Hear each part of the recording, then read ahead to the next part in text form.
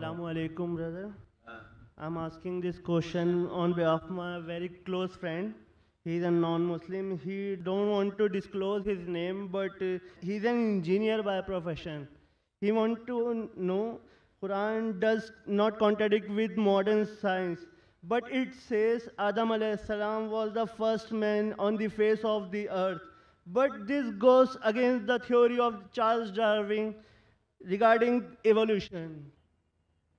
Brother asks the question, he says Quran matches with science, but it does not agree with the statement of the Quran that Adam is the first human being. It goes against the theory of Charles Darwin, and I agree with you. The Quran does not agree with the theory of Charles Darwin because Charles Darwin is the theory. Quran is a book of fact, not a book of theory. And if you read the book of Charles Darwin,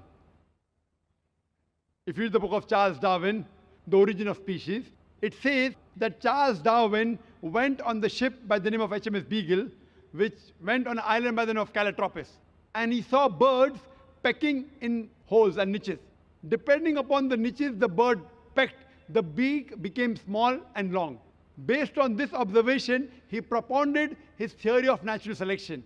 But he wrote a letter to his friend Thomas Thompson saying that I have got no 100% proof regarding my theory, but because it helps me in embryology, in rudimentary organs, etc., he has propounded that. Otherwise, Charles Darwin himself agreed that there were missing links.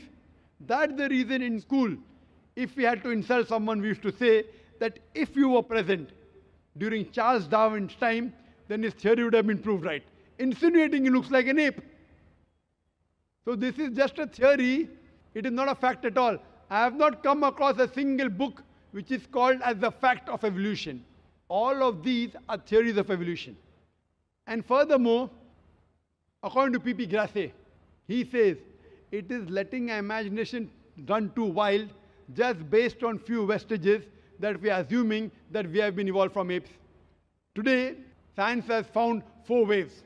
First is Australopithecus from the Ice Age, then Cro-Magnon, Neanderthal man. All these, what science has found, there's no link between them. And there's no proof that we have been evolved from ape. And according to Francis Crick, who's an expert in molecular biology, he says it is absurd just based on DNA to assume that our forefathers were apes. It is just an assumption. There are hundreds of scientists who have written against Darwin's theory. Darwin's theory has been proved false long ago. Now something has come on the internet recently, okay, Darwin's theory. These are just hypotheses. But certain things of Darwin, that life has been evolved from water, no problem. Quran says that in Surah Anbiya, chapter number 21, verse number 30. So certain things are correct. But as a whole, that human beings have been derived from ape is unscientific. It's a theory, and that's not a fact.